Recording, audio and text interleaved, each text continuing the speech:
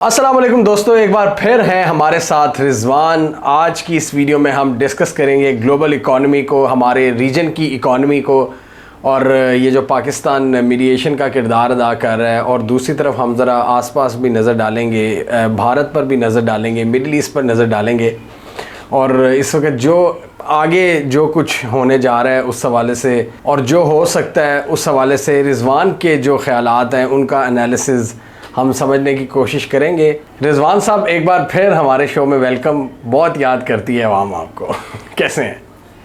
बहुत ठीक ठाक जिहाद, और बहुत बहुत शुक्रिया, बहुत मशकूर हूँ आपकी ऑडियंस का कि अब तो वो आपकी भी ऑडियंस है। अब तो बहुत अच्छा लगता है देख के लोग हमारी, अभी भी पाकिस्तान के अंदर एक माइनॉरिटी मौजूद है जी। बेशक वो 10,000 ही क्यों ना हो, लेकिन है, वो बेशक थोड़े क्यों ना हो, लेकिन ना इसके अंदर एक उम्मीद है कि एक माइनॉरिटी मौजूद है जो इस वक्त दुनिया के अंदर एक क्या कहेंगे कि धोखा और फरेब का बाजार गर्म हुआ है, जिसको डोनाल्ड ट्रंप ने कहा भी था कि the world is a casino. या तो अभी भी एक माइनॉरिटी मौजूद है जिसको पता है कि ये दुनिया में जो भी चल रहा है ये बिल्कुल सही नहीं हो रहा, यानी इसके अंदर यानी सही लग नहीं रहा, यानी जो दिखता है वो असल में है नहीं। वही कहते हैं ना कि एक आप थिएटर जाकर देखें, स्टेज पे एक ड्रामा चल रहा होता है, लेकिन पीछे से हदायत, उसकी प्रोडक्शन, वो असल में चीज़ वो है जो जिसने दिखाने के स्टेज पे होना क्या है। तो अभी भी एक माइनॉरिटी पाकिस्तान में आपके चैनल के थ्रू मौजूद ऐसी है जिसको गहराई तक जाना है किसी भी बात की, किसी भी कॉन्सेप्ट के, तो जो कि बहुत ज़्यादा मैं कहूँगा कि मुस्तकबिल हम जो सोच रहे हैं कि शायद बड़ा तारीक हो, ऐसा नहीं है। क्योंकि जिन लोगों ने अगर बात की जाए, तब्दीली हमेशा, हमने दफ़ा शायद बात भी की थी कि पर्सनली कि अक़लियत लेकर आती है, अक्सरियत तब्दीली नहीं ला सकती।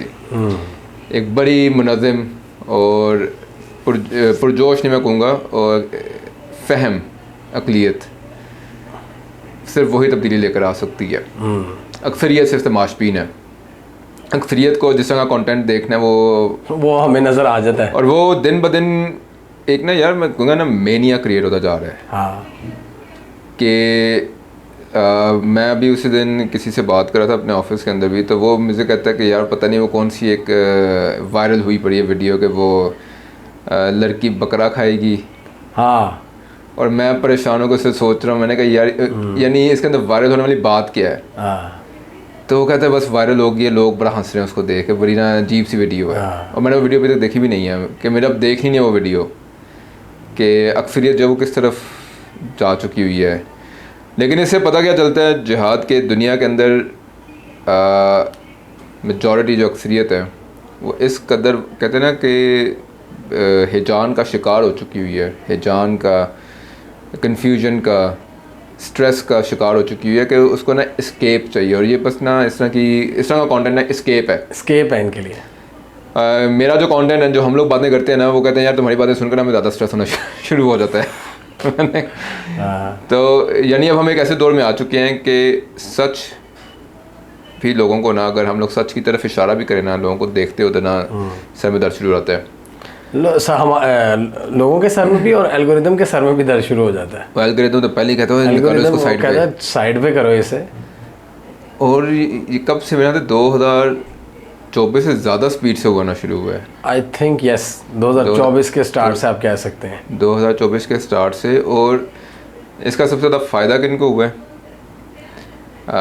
जिन्होंने ममालिक की बागडोर संभाली हर जगह, ठीक है। इसका फ़ायदा यूके यूरोपियन गवर्नमेंट से भी काफ़ी उठाया है। यूएस में डोनाल्ड ट्रंप की हुकूमत है, वो तो पता ही नहीं लग रहा। मैं तो उसको मजाक में कहता हूँ कि डोनाल्ड ट्रंप हुकूमत नहीं चला रही, ये ख़ानदानी कारोबार कर रहे हैं इस वक्त। और वो जिस तरह का ख़ानदानी कारोबार कर रहे हैं वो काफ़ी ज़्यादा हमारे मुल्क के अंदर लोग बड़े खुश होते हैं कि देखो भी अमेरिका में भी ऐसे होता है। यानी पहले हम मिसालें दिया करते थे, देखो अमेरिका में रेड लाइट आती है तो ट्रैफिक रुक जाती है, और उसकी मिसालें दी जाती थी। अब मिसालें दी जाएंगी कि जी ख़ानदानी कारोबार और हुकूमत जो है ना ये इकट्ठे चलती है, क्योंकि अमेरिका में भी होता है। पहले कहते थे कॉन्फ्लिक्ट ऑफ इंटरेस्ट नहीं होना चाहिए, अब कहते हैं ये तो अमेरिका में भी होता है। अब तो अमेरिका में भी होता है, अब हर जगह चलता है। तो अब तो हम ये भी नहीं कह सकते। तो दूसरा पाकिस्तान का आपने बजट देखा है?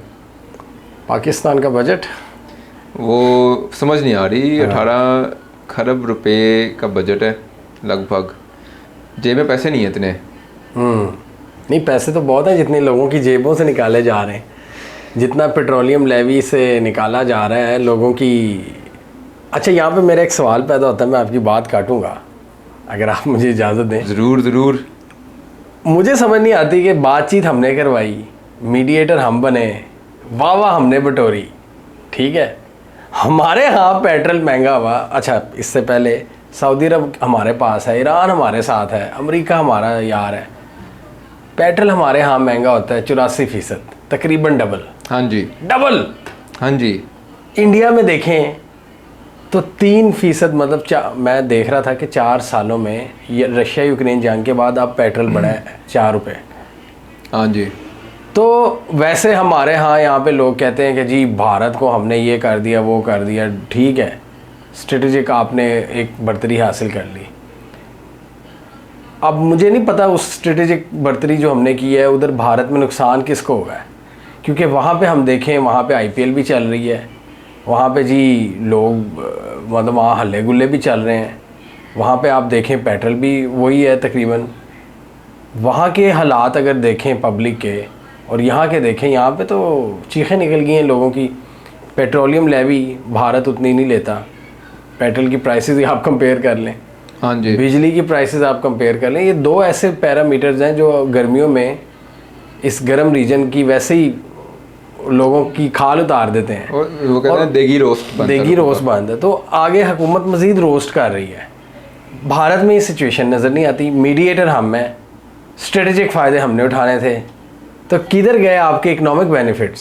सारा इंडिया, मतलब मुझे ये समझ नहीं आ रही कि कौन वहाँ पे मोदी को हम कहते हैं कि जी मोदी को झटका। अब इंडिया की आवाम को उतना बड़े झटके नहीं लगे जितनी हमारी आवाम को लग गए हैं झटके। यार ये बात ना आपकी बिल्कुल दुरुस्त है। पाकिस्तान, अभी मैंने मिसाल दी ना कि अमेरिका में क्या हो रहा है कि सरकार और ख़ानदानी कारोबार। हाँ जी। पाकिस्तान में सरकार और ख़ानदानी कारोबार 1947 से चल रहा है। पाकिस्तान के अंदर आप अगर कह रहे हैं ना कि मीडिएशन पाकिस्तान ने करवाई तो इकोनॉमिक बेनिफिट पाकिस्तान को नहीं मिले, और जिनको बेनिफिट मिलने थे उनको बेनिफिट मिल चुके हैं।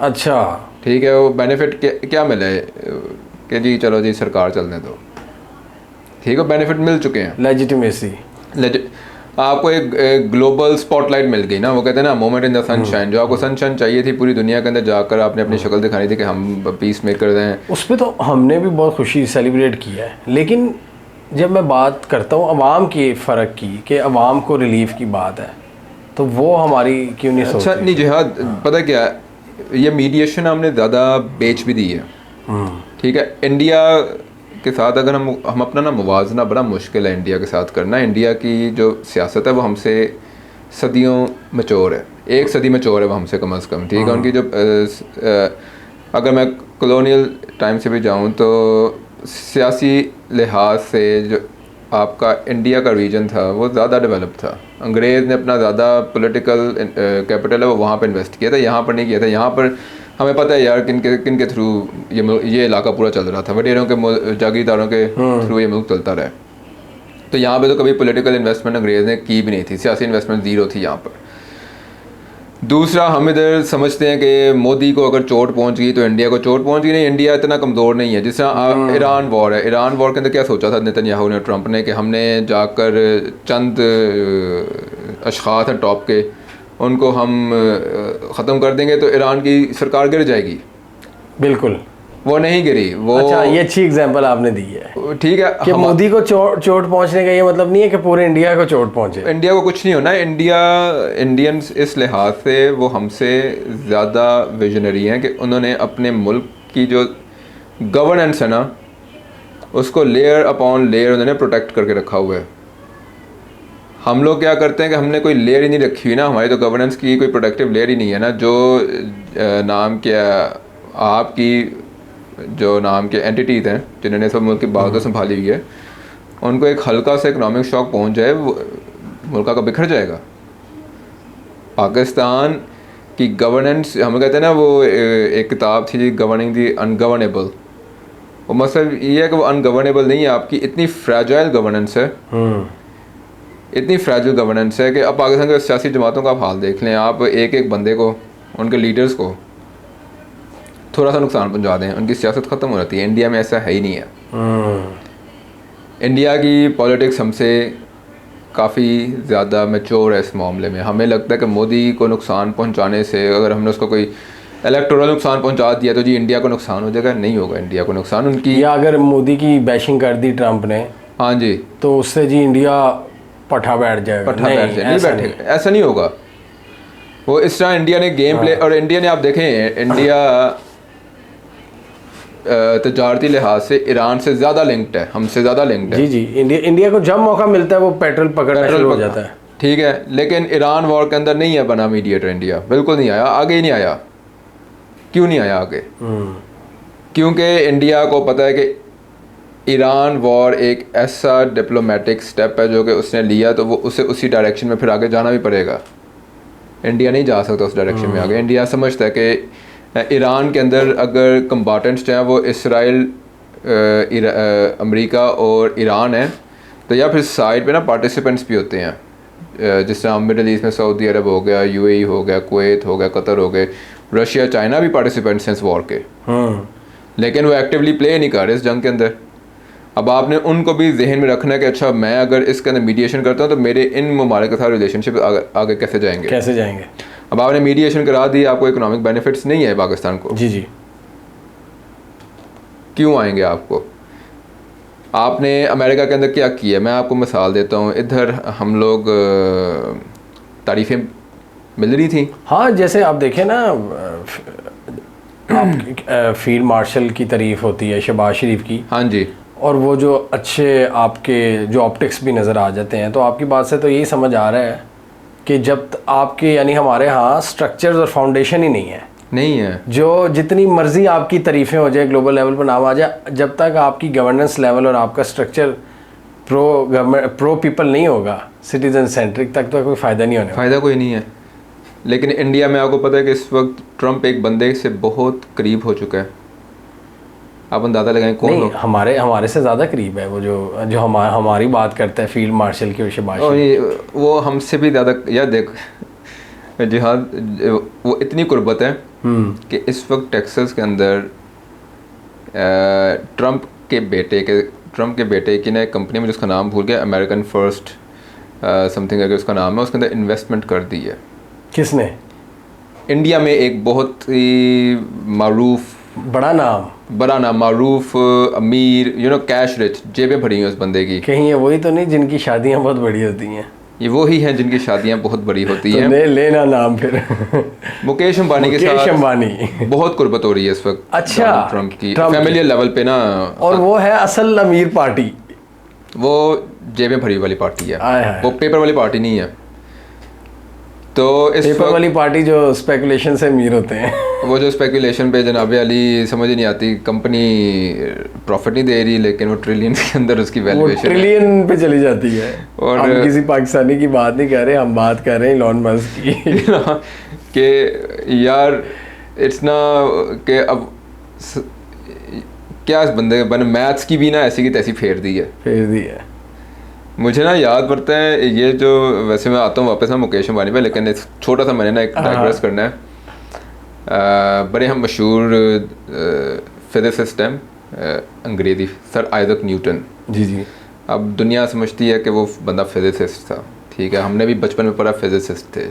जब हम थोड़े से मैच्योर हुए, अक्ल आई, पढ़ा, तो पता लगा वो बंदा फिजिसिस्ट, उसका मशगला था, फिजिक्स उसका मशगला था। जिसने सेब गिरते हुए देखता था, जब सेब गिरते देखता था, लाइट गुजारता था शीशों में से, तो वो उसका मशगला था। असल में वो बंदा ही was chairman of the Royal Mint company. वो बंदा जिस चीज़ के उसको पेशा वराना इकोनॉमिस्ट था। वाह, ठीक है, आप समझ लें जिस तरह इस वक्त गवर्नर ऑफ स्टेट बैंक का ना, इसी तरह सर आइजक न्यूटन थे। अब पता नहीं बैंकर कह सकते हैं कि नहीं कह सकते, chairman of Royal Mint company है, यानी जो उस दौर का पैसा छापती थी, उस दौर के कॉइन मिंट्स करती थी, और बड़ा ठीक ठाक अमीर बंदा था आइजैक न्यूटन। उसने एक दफ़ा एक तो आपकी ईस्ट इंडिया कंपनी थी, एक और कंपनी थी उसका मुझे नाम नहीं याद आ रहा, साउथ सी कंपनी, उसमें उसने ना पैसे इन्वेस्ट किए सर आइजैक न्यूटन ने। उसकी बड़ी ना प्रोपेगेंडा हुआ था कि जी पता नहीं क्या हो जाएगा, ये अमेरिकाज़ के अंदर ना उसने ना इन्वेस्टमेंट करनी थी साउथ सी कंपनी ने, तो आइजैक न्यूटन ने भी किया और आइजैक न्यूटन के सारे पैसे डूब गए।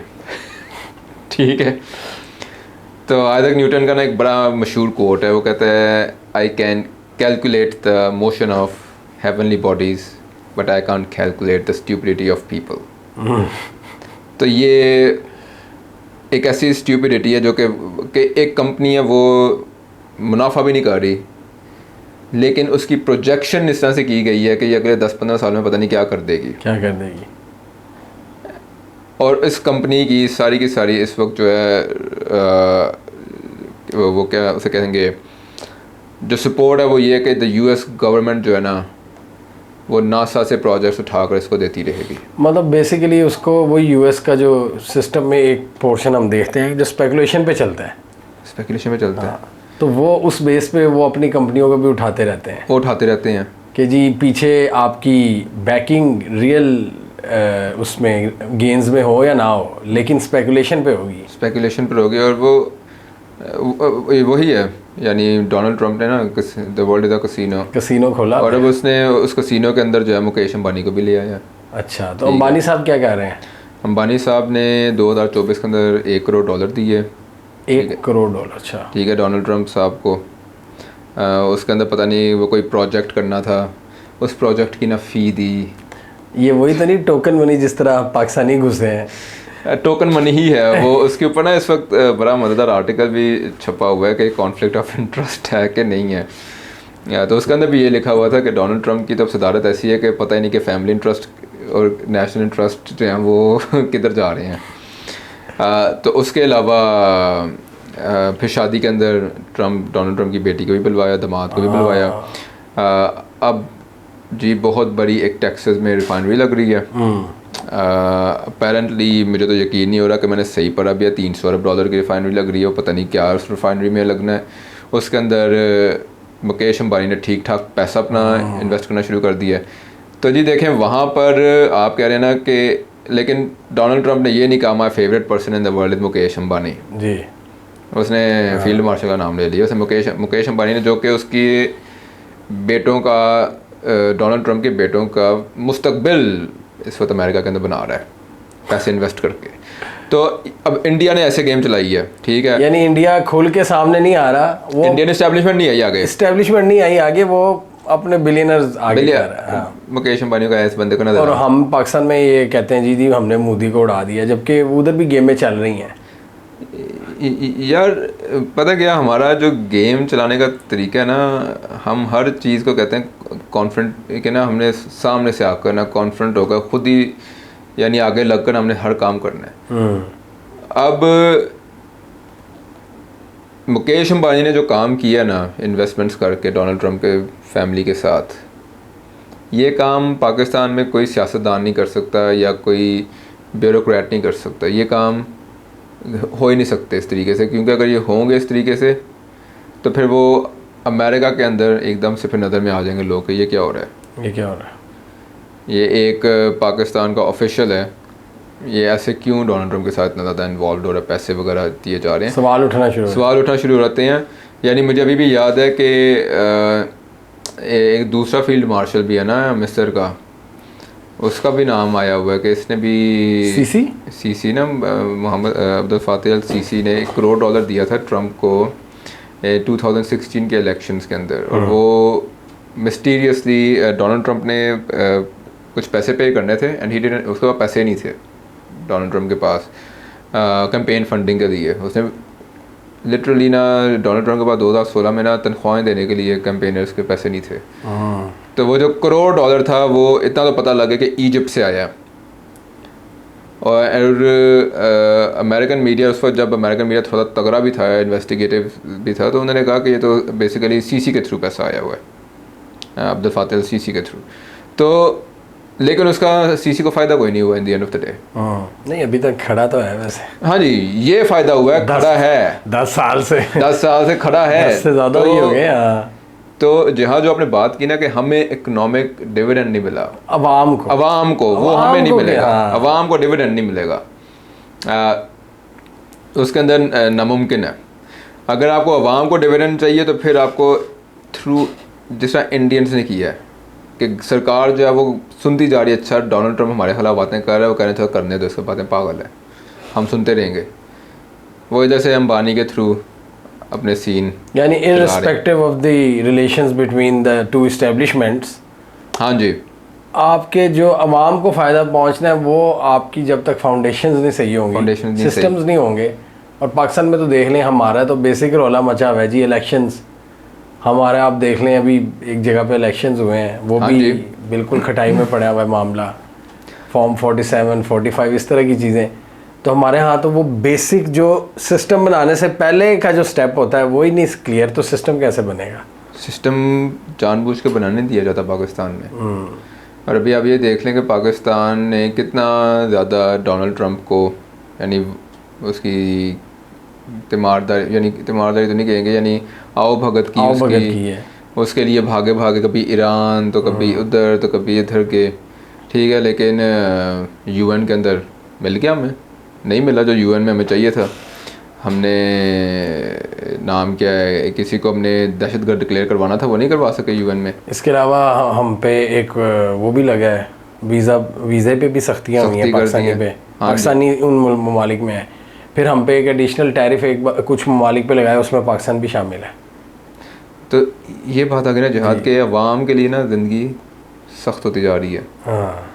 और इस वक्त जो है ना गैप इतना ज़्यादा हो गया हुआ है इस वक्त की रजीम और अवाम के दरमियान कि वो अब गैप ना आप कवर नहीं कर सकते, एतबार ख़त्म हो गया हुआ है बिल्कुल। और इसका सबसे ज़्यादा, अब जहाँ पर इलेक्शन हैं, सबसे ज़्यादा कैश इन कौन करेगा है? साथ वाले हमसाये करेंगे, ठीक है। वो तो कहेंगे देखो जी इन्होंने क्या हरकत की है। आपने एक इंटरनेशनली डिस्प्यूटेड रीजन है, उसके अंदर आप इलेक्शंस करवा रहे हैं, लेकिन उन इलेक्शंस के अंदर आप बेसिकली डालना क्या चाह रहे हैं कि उसकी जो अपनी सेल्फ गवर्नेंस है उसकी असर रसूख में कमी करने की कोशिश कर रहे हैं जी। तो वो भी आप देख लें कि उसका इंडिया कैसे पतंगर बनाएगा। वो तो उनको वो तो बहाना चाहिए होता है, वो कर रहे हैं, उन्हें बहाना चाहिए। और आपने एक चीज़ नोट किया कि इंडिया काफ़ी देर से खामोश है पाकिस्तान के बारे में, बहुत ज़्यादा खामोश है जी। और वो नेपोलियन का एक ना कहावत है बड़ी मशहूर, वो कहता है never interrupt the enemy when they are making a mistake. और जब भी मैं देखता ना कि इंडिया इतना खामोश है पाकिस्तान के बारे में, मुझे ना नेपोलियन की बात याद आती है कि भाई इनको अगर मैंने इंटरप्ट कर दिया जो कहीं समझ ना जाए, एक दफ़ा फिर इकट्ठे ना हो जाए। लेकिन देखे ना वो जिस तरह इंडस वाटर ट्रीटी पे जो कुछ कर रहा है, एक तरफ वो कर रहा है और दूसरी तरफ आरएसएस के कुछ लीडर्स के बयान आए हैं कि पाकिस्तान से ताल्लुकात अच्छे कर लेने में अब कोई हर्ज नहीं है। हाँ जी, ये दो चीज़ें हो रही हैं बड़े खामोशी से, लेकिन ज़्यादा ववेला नहीं मचाया जा रहा। और वही ना ववेला मचा लेंगे क्योंकि उन्हें पता है कि पाकिस्तान किस ट्रेजेक्ट्री पे जा चुका हुआ है। उन्होंने कुछ देख लिया है जो शायद हम लोग इस वक्त देख भी नहीं पा रहे पाकिस्तान में बैठ के, कि हमें कैसी क्योंकि हमारे फाइनेंशियल मौशी हालात इस कदर फ्रैजिल हैं कि हम कर ही नहीं सकते किसी किस्म का भी IMF की तरफ से नो। ये जो आया है बजट आया है, आपका क्या ख्याल है? ये बजट फाइनल बजट है, इसके बाद एक और एडेंडम आएगा, सप्लीमेंट्री बजट आएगा। IMF is not happy with this budget. IMF ने रेवेन्यू जनरेशन आपको 17 खरब की दी है, इन्होंने जी कहा हम 15 खरब करेंगे। आपने हेडलाइंस तो बना ली आवाम को खुश करने के लिए, हेडलाइनें बन गई हैं। आपने जो इकोनॉमिक डाटा भी दिया है सर्वे, वो 9 महीने का दिया है। हाँ जी, जंग वाले टाइम आपने स्किप कर दिए ताकि अच्छे नंबर्स नजर आए। अच्छे आपने ये नोट किया है? ये तो वैसे बात आपने बड़ी कमाल की बताई है। इन्होंने जो नंबर्स रिलीज़ किए ज़्यादातर जुलाई से मार्च तक के थे, जिसमें सब अच्छा था इनकी नज़र में। जो इन्होंने 3 महीने में जो एक्यूमुलेटिव वो ख़राब हो जाना था ना, वो उन्होंने मिस करा दिया है। अब वही अंदाज़ा लगाएं कि ये मार्च से अब तक का अगर डेटा तो टोटल लीरो लीर है, तबाही है। यार हमें ऑन द ग्राउंड पता लग रहा है ना हमें पता लग रहा है कि क्या कि मैं जिससे बात करता ना वो तीसरे हफ्ते ना जेब खाली होती है। ये वो लोग हैं जिनके पास प्रॉपर नौकरियां हैं, प्रॉपर नौकरियां में और वो लोग कितने जो नौकरियों से निकाले जा रहे हैं, और नौकरियों से निकाले जा रहे हैं। लिटरली लोग इमरान खान के दौर में ओवरसीज़ पाकिस्तानियों ने आकर ना बिजनेस लगाए थे इधर, ऐसे जा रहे हैं बिजनेसेस। तो ये 2023-24 से एग्जिट कर रहे हैं। ये पिछले साल कामरान खान ने एक बड़ी हैवी रिपोर्ट बनाई थी कि कितनी ज़्यादा कंपनीज चली गई हैं। और जो चीज़ मुझे हैरान करती है कि लाहौर में इतने इतने बड़े ये स्काई हाई टावर्स बनाए जा रहे हैं, वो भाई उसमें कौन से ऑफिस आने हैं, कौन से ऑफिस आएंगे? ऑफिस जो ऑलरेडी हैं वो निकल रहे हैं, तो इसमें कौन से ऑफिस आने हैं? मुझे तो समझ नहीं आ रही। CBD बना दी है। अब CBD आपने देखा बड़ा खूबसूरत सा बनाया हुआ है उधर ना, वो मुझे लगता है वो सिर्फ टिकटॉकिंग ही होनी है उधर जी।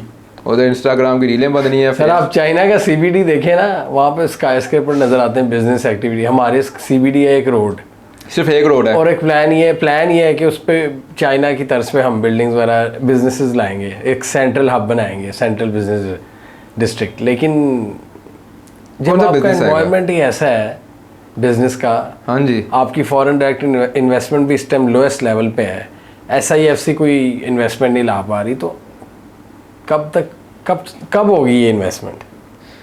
सर ये इन्वेस्टमेंट नहीं होगी, ये सिर्फ मामला ऐसे चलता रहेगा।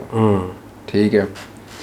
और जो इस वक्त मैं अगर वैसे ही कहूँगा पाकिस्तान के, यार हमारे जिन जिन ममालिक के साथ, मैं जो UK की बात करते हैं ना, बरतानिया में आप देख लें क्या हो रहा है। लिटरली एक इकोनॉमिक कोलैप्स है, लिटरली एक इकोनॉमिक, उनका GDP ग्रो नहीं कर रहा, डेट ग्रो करी जा रहा है, रियल वेजेस भी उनकी ग्रो नहीं कर रही। ठीक है। फिर अब वहाँ की सरकार ने क्या किया है, वहाँ के इस्टेब्लिशमेंट ने क्या किया है कि अपनी जो उन्होंने कमज़ोरियाँ वो छुपाने के लिए माइग्रेंट्स के ऊपर डाल दिया।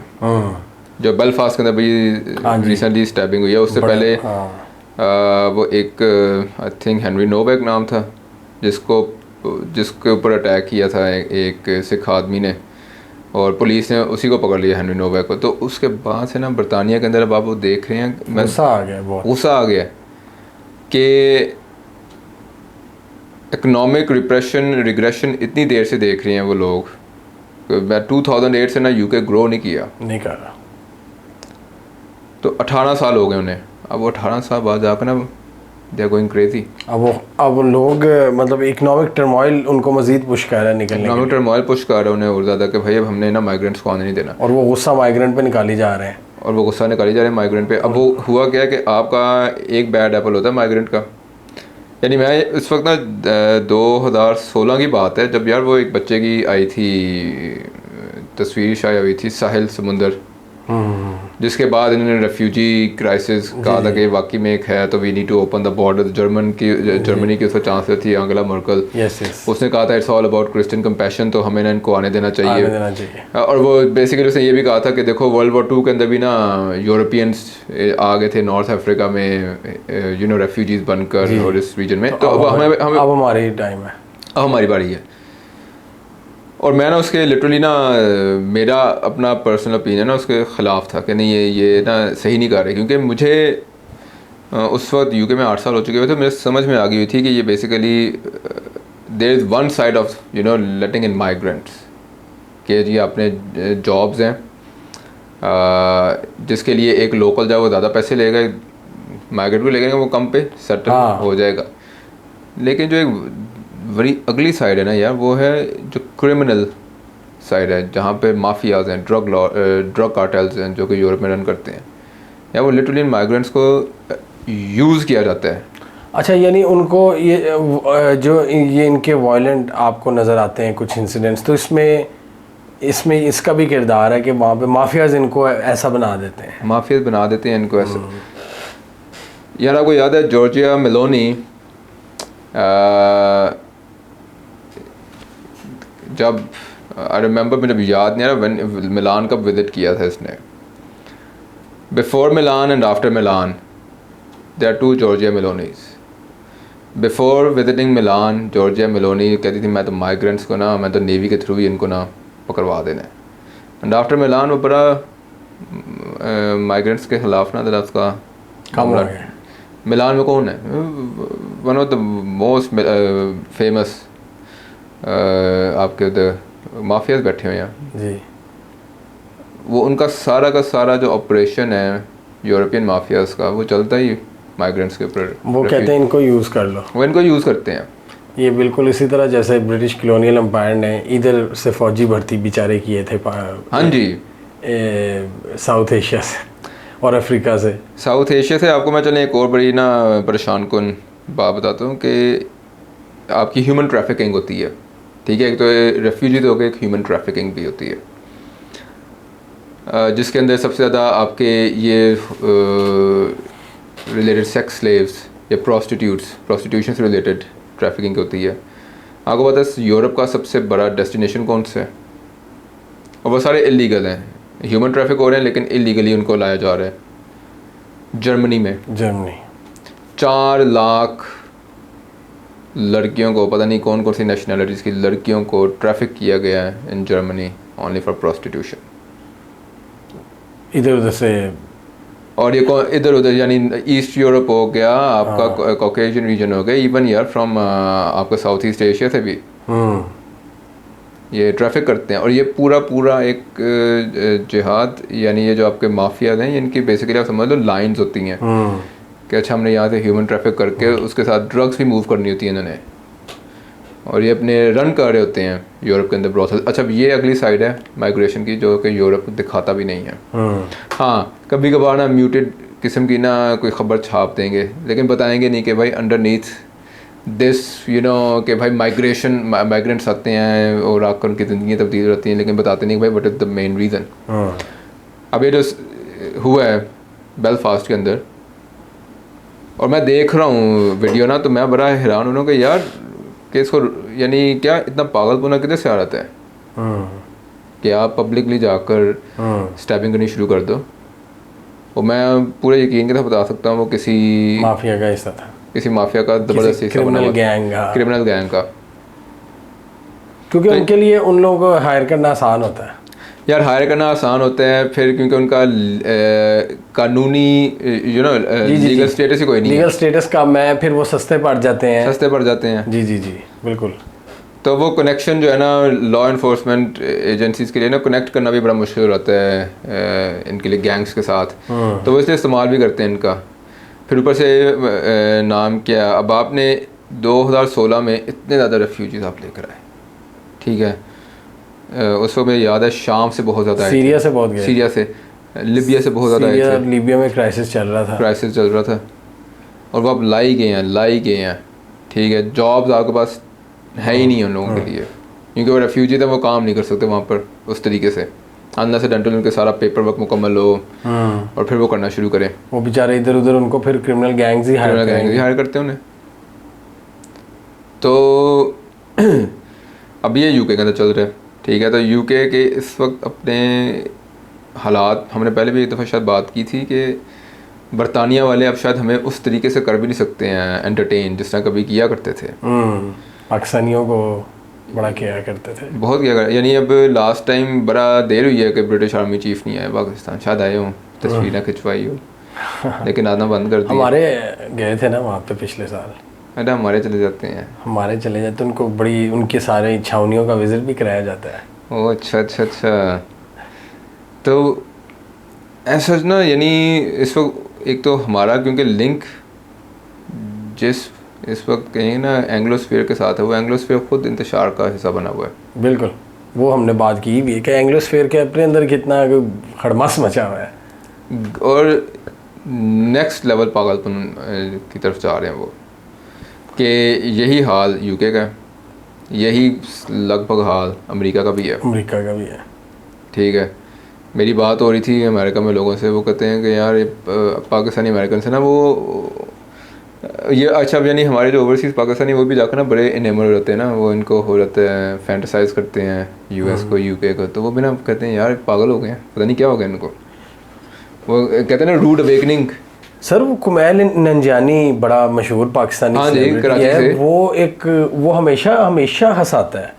वो रिसेंटली एक पॉडकास्ट में बैठा हुआ इतना परेशान, कहता है कि मेरी माँ परेशान हो गई है कि ये जो कुछ हो रहा है अमेरिका में, कि हम यहाँ पे फ्यूचर बनाने आए थे, वो कोई 18 साल से हैं उधर। कहता है हमें वहाँ पे लगता है इतनी अनसर्टनिटी छा गई है कि हम कल होंगे इधर के नहीं।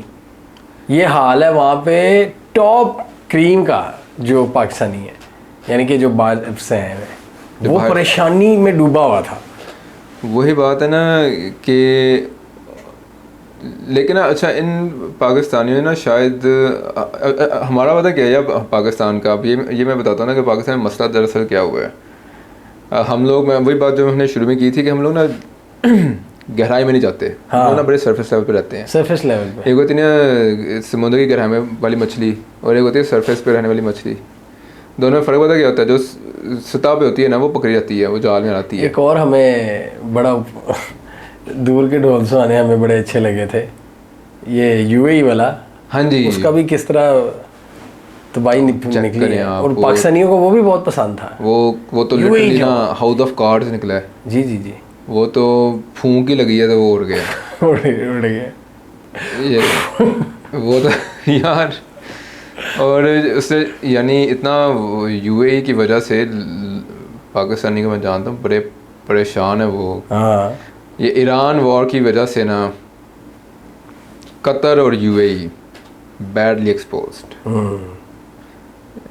कि वो पता ये चला है कि आप ना इकोनॉमिक माइट पावर बन सकते हो, लेकिन अगर आपके पास मिलिट्री पावर नहीं है ना, तो आप फिर वो जो कुछ भी नहीं हो फिर।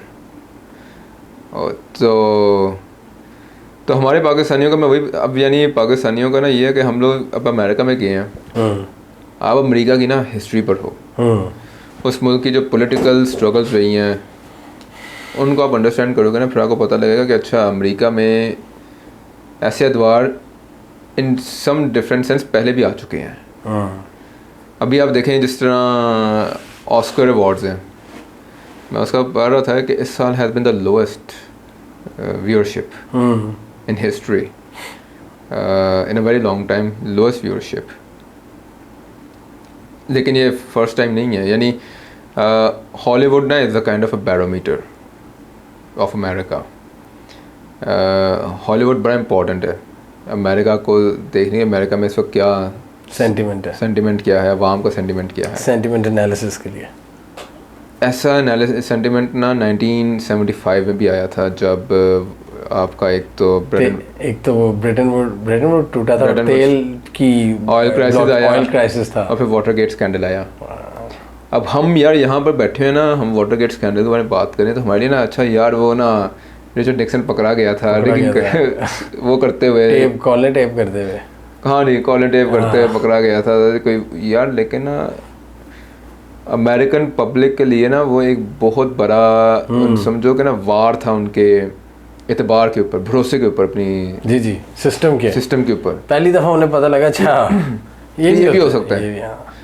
यानी उस दौर के अंदर मूवीज़ ऐसी बनी, वो उसकी रॉबर्ट रेडफोर्ड की बड़ी मज़ेदार मूवी है 3 Days ऑन द कॉन्डोर, जिसके अंदर ना उसका एक कोट बड़ा फेमस है जो कि आगे जाकर ना जिसकी बड़ी डेरिवेशन होकर ना पूरी दुनिया में गई है। वो कहता है, वो CIA का ना एनालिस्ट होता है, रॉबर्ट रेडफोर्ड का कैरेक्टर ना CIA का एनालिस्ट है। तो वो बेसिकली ना एक इन्वेस्टिगेशन कर रहा होता है CIA के ना कुछ एजेंट्स ना, फील्ड एजेंट्स, उनके कत्ल हो जाते हैं। तो ना वो इन्वेस्टिगेट करना शुरू करता है, और इन्वेस्टिगेट करते करते उसे पता ये चलता है कि CIA के अंदर के ही लोग ना कत्ल कर रहे हैं। तो वो एक बड़ा फेमस कोट कहता है कि maybe there is another CIA within the CIA। तो यानी इस तरह का हो गया हुआ था अमेरिका के अंदर ना, मूवीज़ इस तरह की बननी शुरू हो गई कि जी सिस्टम ही जो है ना इट्स ख़राब है, ये सिस्टम जो है ना ये पैरासिटिक है, ये हमें खाने को। तो बहुत देर 1970s अमेरिका का यही हाल था नियरली।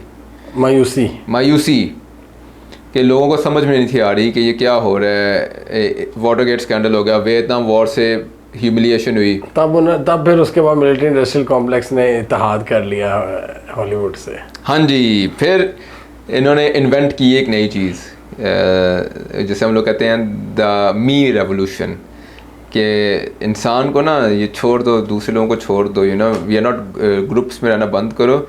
अगर तुम्हें दूसरों के लिए अच्छा करना तो पहले अपने लिए अच्छा करो। इंडिविजुअलिज्म लेकर आइए, जिसका सबसे जो अब मैं देखता हूँ, मेरी one of my favourite movies थी रॉकी।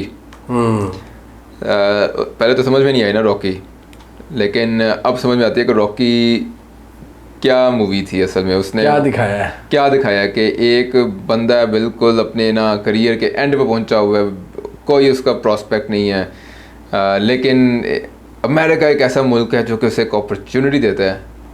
मुल्क देगा अपॉर्चुनिटी और हीरो बनोगे तुमने ना बस अपने अंदर ना वो लेकर आने के सुबह 4 बजे उठ के तुमने 6 अंडे पी के दौड़ लगानी है और दुनिया फतह कर दुनिया नहीं है तो वो हॉलीवुड मजीद कर्जा चढ़ाना है अपने मजीद कर्जा चढ़ा मेहनत करके, तो मजीद कर्जा, और बस ना दुनिया जितनी मर्जी हो जाए तुम्हारे खिलाफ, तुमने ना बस अपने सिमत में भागते रहना है और ये अमेरिका तुम्हें नवाजेगा। तो ये था बेसिकली मी रेवोल्यूशन, कि आपने ना लिटरली इंसान हो लेकिन हाथी का जितना वजन उठा के ना भागना है। जी। अमेरिका आपको नवाजेगा। तो this is what Rocky basically sold to the American people at that time. और उससे फिर ऑस्कर अवार्ड भी मिला रॉकी को। और उसके बाद से फिर आप देखते हैं कि 1970s की मूवीज़ मैंने जो जनरली मैं देखूँ उसके अंदर टैक्सी ड्राइवर भी है, वो भी एक ना बड़ी डिप्रेसिंग सी मूवी है कि वो बंदा हीरो भी है, लेकिन वो बंदा जो है ना बड़ा अजीब सा, वो निज़ाम से ना तंग पड़ा हुआ है, और वो अपने वो बहुत कोशिश कर रहा है कि मैं ना सिस्टम के अंदर अपनी जगह भी बना लूँ। अच्छा। तो वो सिस्टम में जगह भी नहीं उसकी बन रही होती। फिर वो विजिलेंटिज्म पे आ जाता है, हीरो बन जाता है, यानी जाकर ना आउट ऑफ द लॉ जाकर लोगों को ना मारपीट करनी शुरू कर देते हैं। तो इस तरह की मूवीज़ थी। ये कि डेस्परेशन का क्या आउटकम होता है? ये डेस्परेशन का, फ्रस्ट्रेशन का, एंग्जाइटी का, जो पाकिस्तान में इस वक्त आपको नज़र भी आ रही है। जी बिल्कुल, हमें अब नज़र आ रही है। ये कहने लगा था बिल्कुल पाकिस्तान वाले हालात हैं। लेकिन क्योंकि हमारे जो ओवरसीज़ पाकिस्तानी थे वो उन्होंने इस चीज़ों को ना ऑब्जर्व नहीं किया हुआ। हालांकि 70s में भी जो अमेरिकन गए हैं ना, उन्होंने भी शायद इन चीज़ों को ना ऑब्जर्व नहीं किया होगा, या ऑब्जर्व अगर किया भी होगा ना याद भी नहीं होगा। सादा सी बात बताऊँ, याद भी नहीं होगा उन्हें। तो अब अमेरिका के लिए ना वो दोबारा से वो उसी मोमेंट में आ गए हैं। लेकिन इस बार जो मसला है ना वो ये है कि जो उस दौर में नहीं था, उस दौर में ना अमेरिकी मईशत की ना फाइनेंशलाइजेशन नहीं थी हुई। वो उस तरफ ना गामजन थी, फाइनेंशलाइजेशन की तरफ ना गामजन थी। अब जो है ना, अब तो पूरा अमेरिका है और एक वॉल स्ट्रीट है जिसने भाई सब पकड़ा हुआ है। जी। उस वक्त की अमेरिकन सरकार और अमेरिकन कांग्रेस के पास ना फिर भी एक इन्फ्लुएंस थे उनके पास, यानी सुपर पैक्स वगैरह नहीं थे, इस तरह की चीज़ें नहीं थी। अब वो चीज़ें आ गई हैं। पाकिस्तान के अंदर हमारे लिए फ़र्स्ट टाइम है। पाकिस्तान में हमारे लिए यानी अब हर चीज़ आप कह रहे हैं कि पाकिस्तान में लोग PSL नहीं देखते, मीनिंगलेस हो गए यार। जैसे ऑस्कर अवार्ड मीनिंगलेस हो गए थे ना, PSL नहीं देखते जिसका क्रेज़ यहाँ पे था। हाँ जी, जिसके गाने पे लोग लड़ा करते थे। यस, उसका क्रेज़ ख़त्म हो गया। अब किस चीज़ का पाकिस्तान में ना PSL का क्रेज़, यानी एक वक्त था बहुत ज़्यादा था, ख़त्म हो गया क्रेज़। क्रिकेट इन्होंने ख़त्म कर दिया, क्रिकेट बड़ा निकाला हुआ है। हाँ जी। और क्या, यानी what else do we have, content creators हैं वो क्या मैं कहूँगा, वो फैमिली स्टोरियाँ दिखाई जा रहे हैं, अजीबोगरीब से कॉन्टेंट्स बनाई जा रहे हैं। और अब लिटरली हर किसी के जहन में यही आ रहा है कि अच्छा डिग्री करने का फ़ायदा क्या है, कंटेंट क्रिएशन कर लेते हैं। यानी आपने लिटरली आपका जो GDP है जिसके अंदर आपने गुड्स एंड सर्विसेज बनानी थी, गुड्स तो आप बना नहीं सके, कंटेंट को मैं सर्विसेज पता नहीं कैसे कह सकता हूँ, लेकिन वो सर्विसेज के अंदर ही आ जाता है। अब यही बनता रहेगा पाकिस्तान के अंदर, जिसका वर्चुअल वर्ल्ड में तो चलो आप एडिशन कर रहे हो, लेकिन रियल वर्ल्ड, रियल इकॉनमी में तो कोई एडिशन नहीं है। पाकिस्तान शायद बड़े ममालिक में बहुत कम मुल्कों में से है कि जहाँ के एंकर्स ने भी, जो बड़े बड़े जर्नलिस्टों ने भी यूट्यूब पे चैनल बनाया हुआ है। ऐसा इंडिया में नहीं है, ऐसा अमेरिका में नहीं है। वही बात है ना। जहाँ पे वाइब्रेंट सोसाइटी होती है वहाँ पे नहीं है ऐसा है। नहीं ऐसा, सिर्फ पाकिस्तान में हर कोई यूट्यूब पे आया हुआ है। हर कोई आया हुआ है। अब आप लोगों की जॉब्स हैं, आप 50-60 लाख तनख्वाह लेते हो, लेकिन आपने यूट्यूब पे भी आना है। यूट्यूब पे भी आना है, हर जगह आना है बस। हाँ। अब वही देख लेना, बजट से पहले पाकिस्तान के तमाम न्यूज़पेपर्स मासवाई एक के सब पे जनाब अली फ्रंट पेज पे पूरा पेज हायर किए। कैसा ऐड लगे, ये मैंने अपनी वीडियो में बात की थी कि जी कैसे हुकूमत ने अपनी तारीफ़ें की हुई हैं। हाँ जी, वो कहते हैं ना, वो क्या यार, हम लोग बचपन में मुहावरा पर सुना करते थे, अपने मुँह मियाँ मिठू। जी जी, बस अपने मुँह मियाँ मिठू बनना है। और वो एक ने तो ये भी लगाया हुआ था, वो एक्सप्रेस अखबार था शायद ऊपर असल खबर थी, नीचे ऐड था। मैंने कहा एडिटर ने सही यहाँ पे चालाकी खेली है। असल खबर उसने बताया हुआ कि जी ना, मतलब कोई ख़ास ग्रोथ नहीं हुई, बरामदात में इजाफा नहीं हुआ, और नीचे तारीफ़ों के पुल थे जी, वो ऐड था। हाँ तो एक ही सफ़े में एक ऐड तारीफ़ें बता रहा था और एक ख़बर रियलिटी बता रही थी आपकी मईशत की। और यही इस वक्त हमारा, और कितने 4 साल हो गए इस रजीम को। हाँ जी, 4 साल के अंदर मुझे नहीं पता इन्होंने 3.7% कहाँ से जीडीपी ग्रोथ निकाली। एक तो यार जीडीपी ग्रोथ जो ना, it's one of the worst matrix कि आप देखें कि भाई इकॉनमी अभी कैसे जा रही है। ठीक है, जीडीपी जब सरकार कहती है ना कि जीडीपी इतनी ग्रोथ हुई है हमारी, तो इसके अंदर बेसिकली मतलब ये है कि 3.7% का मतलब ये है कि हमारी 25 करोड़ की जो आवाम है, या तो वो बड़ी अनप्रोडक्टिव है। ठीक है, आप उसकी प्रोडक्टिविटी भी ज़रा कैलकुलेट करो ना। ठीक है,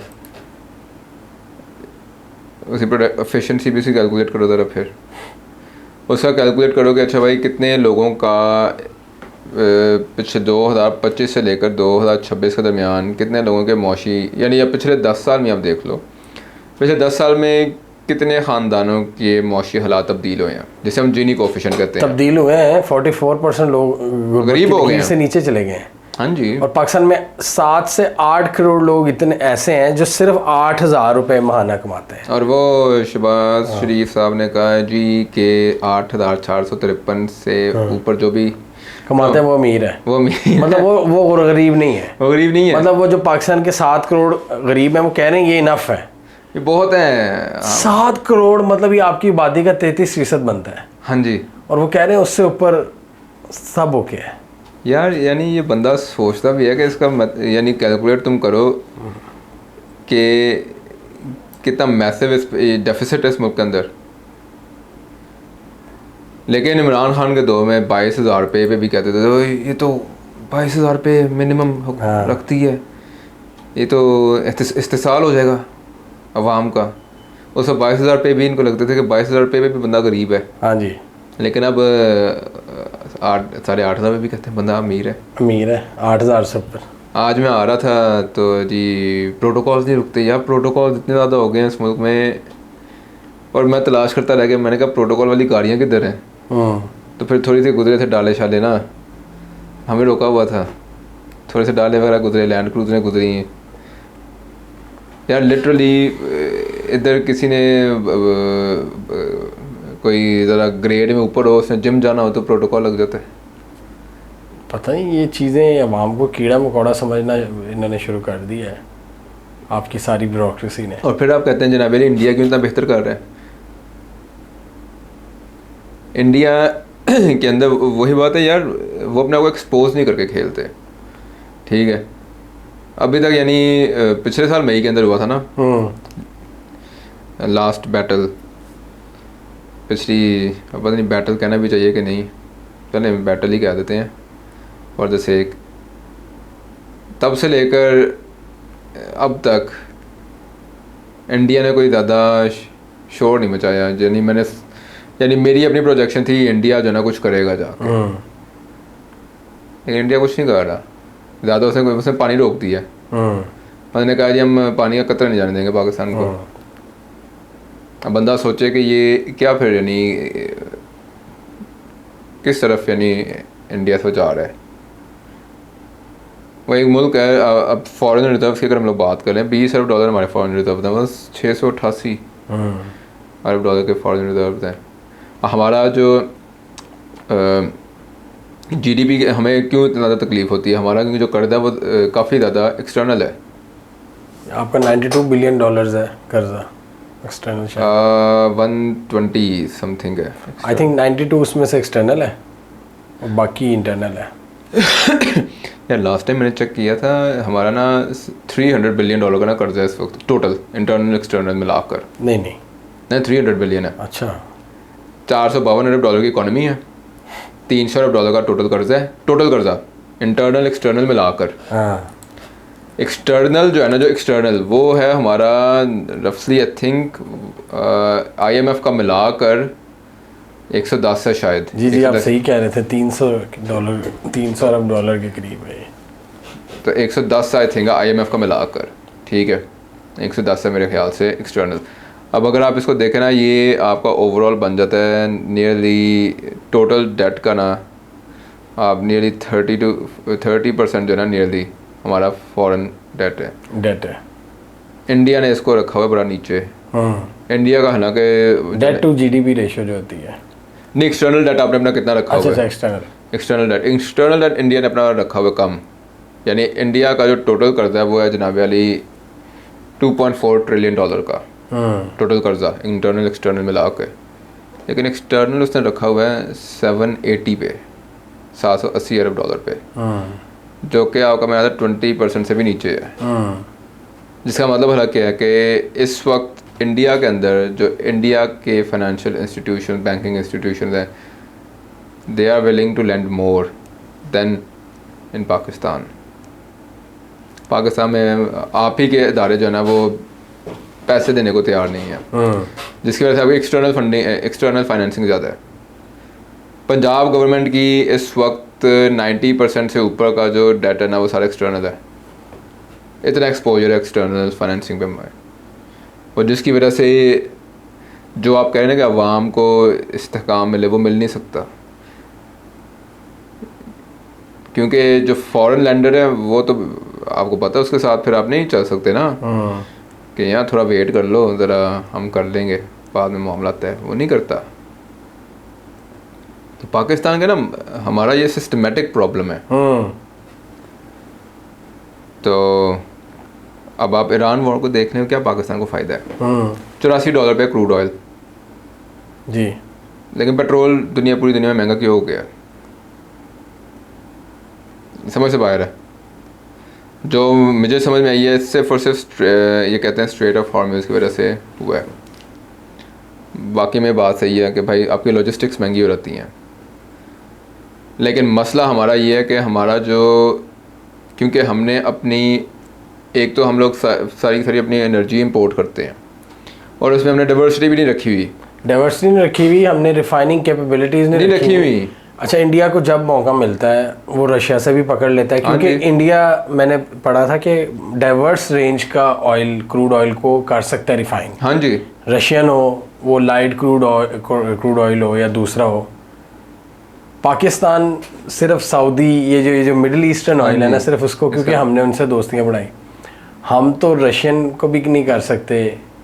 तो ये बड़ा मसला है। इंडिया रशिया से भी पकड़ लेता है, ईरान से भी पकड़ लेता है इनसे।